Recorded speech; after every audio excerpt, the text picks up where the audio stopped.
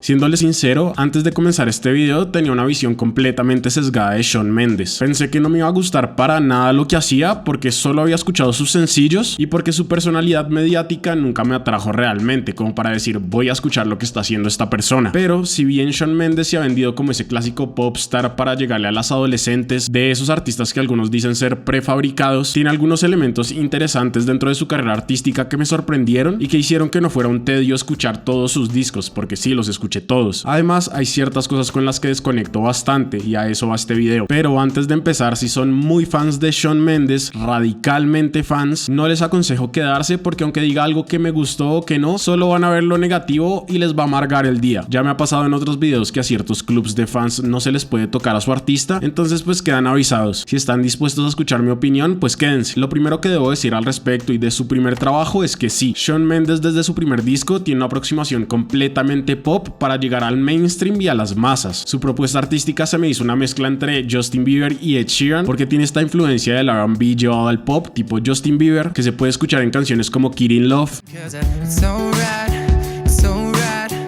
Y a su vez su forma de componer y su timbre de voz se parece a veces a la de Ed Sheeran. De hecho tiene este estilo rapeado que es muy característico de estos artistas que se puede escuchar en strings.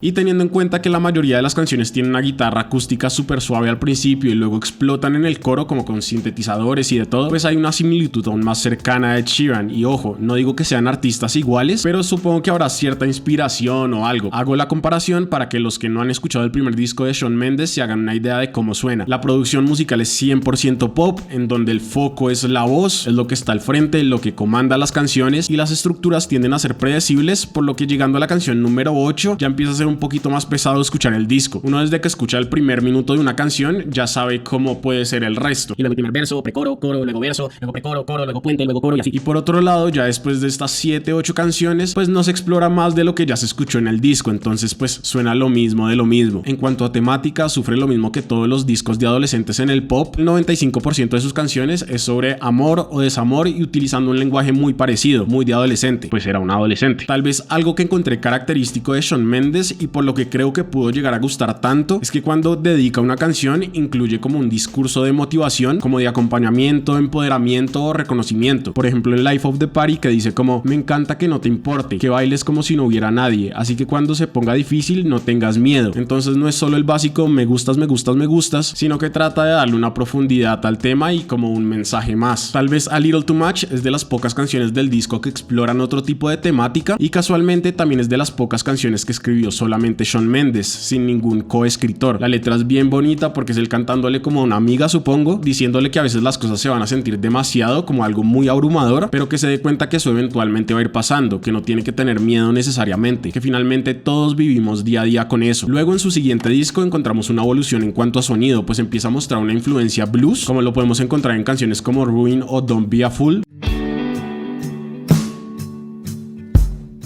Y podría asegurar que esto se debe a que uno de sus referentes empieza a ser John Mayer, lo cual hace mucho más entretenido este disco al anterior, aunque claramente sus sencillos mantendrían lo que hace una canción pop de Shawn Mendes. Esto veremos que sucede el resto de su carrera, algo que es muy común para los artistas pop. Lanzan unos sencillos para pegar que son re comerciales y el resto del disco se nota que lo crean con un poco más de libertad. Y ya en temas de letras se repite lo mismo que el anterior disco, amor y desamor en la mayoría de las cosas que hace. Después vendría su tercer álbum de larga duración, su disco homónimo, que sería mi preferido entre todos, y es que acá es donde podemos encontrar mayor variedad de sonidos, canciones más consistentes y vemos cómo incluye su más reciente influencia blues a lo que sería el R&B o algo más funky. Hay varias canciones en donde se le da prioridad al groove y no solamente a la melodía de voces, por ejemplo Lost in Japan, que además el coro nos recuerda a la época disco con esas voces en falsete.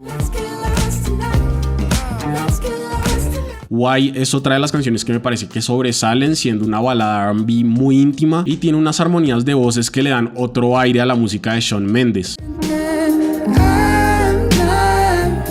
En En general, la sonoridad del disco, aparte de sus sencillos nuevamente, tiene una vibra mucho más íntima, alejándose de la producción pop en donde todo suena brillante y estrepitoso, y sin duda es el disco que más me entretuvo escuchándolo. Y por último llegaría Wonder, su más reciente disco, que sorprendentemente se aleja del sonido que había logrado antes, como en el disco homónimo. Toda su evolución parece haberla dejado de lado, la guitarra ya no es un instrumento principal, el sonido así como R&B, bluesero, que a mi parecer ya tenía como un camino, no se sigue acá, o por lo menos se escucha muy poco, y la producción musical se queda corta en la mayoría de las canciones. Es un disco extraño, y siendo el disco que ha escrito en su etapa más adulta, porque pues igual es bien joven, es raro que las letras sean tan similares a lo anterior. Por ejemplo, con artistas como Billie Eilish es muy claro ver cómo el paso de los años hacen que su manera de escribir se sienta más madura, pero acá no se siente ese cambio, entonces pues sí es el disco que más me costó escuchar.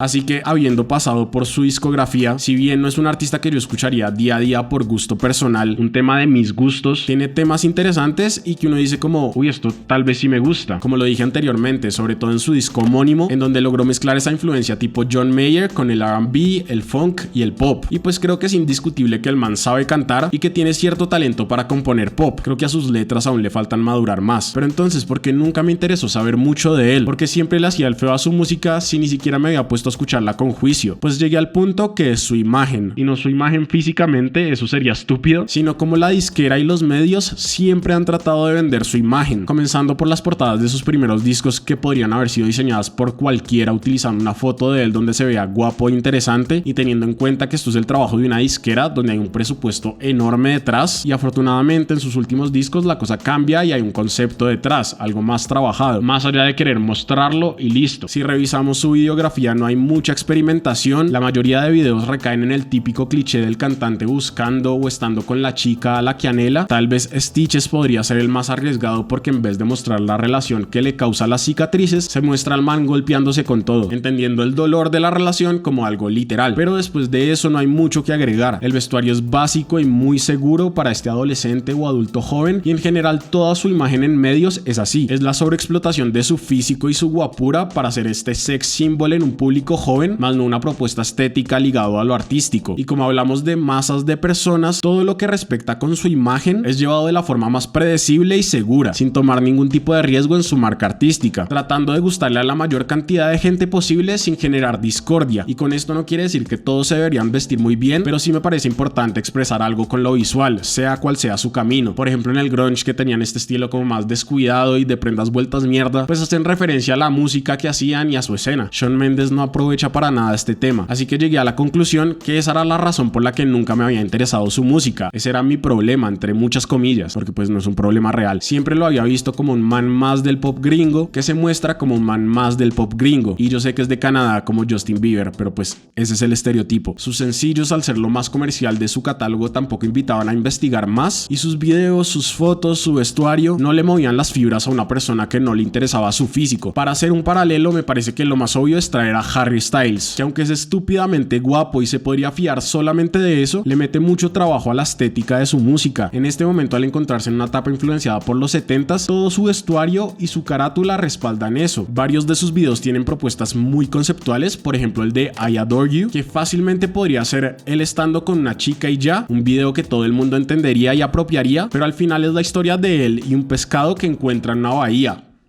O el de Kiwi, en donde la agresividad de la canción es mostrada a través de unos niños teniendo una pelea de comida, y el vestuario de ese video es increíble. Shawn Mendes, por el contrario, carece de todos esos elementos sorpresa, como que complementan, que suman. Hasta su vestimenta en la gala del Met, que se supone que es el día en donde todas estas grandes celebridades se pueden enloquecer siguiendo una temática y se pueden poner lo que quieran, a él le ponen lo más predecible del mundo, una chaqueta de cuero abierta, sin camiseta, para lucir sus abdominales. Es como, ¿por qué? ¿Para qué la disquera lo quiere seguir vendiendo como el chico perfecto? Han basado tanto su imagen en su físico que él mismo ha dicho en medios que tuvo muchos problemas con su imagen corporal y que se decía a sí mismo que si no se ejercitaba iba a perder fans. Imagínense, Shawn Mendes, un tipo que probablemente tiene las características perfectas de la belleza occidental, y esa inseguridad que tiene es precisamente por eso, por cómo lo han querido mostrar y explotar desde que era un adolescente, por no querer explorar otros elementos gráficos, de vestuario, de producción visual que complementen su música más allá de su físico, que generen mayor interés o curiosidad, pero cuéntenme ustedes qué piensan, ¿les gusta o no Shawn Mendes? ¿Por qué? ¿Piensan parecido a mí o creen todo lo opuesto? Recuerden que esta es solo una opinión entre millones, es la mía y ya está, así que dejen cualquier cosa en los comentarios y nos vemos la próxima. Chao.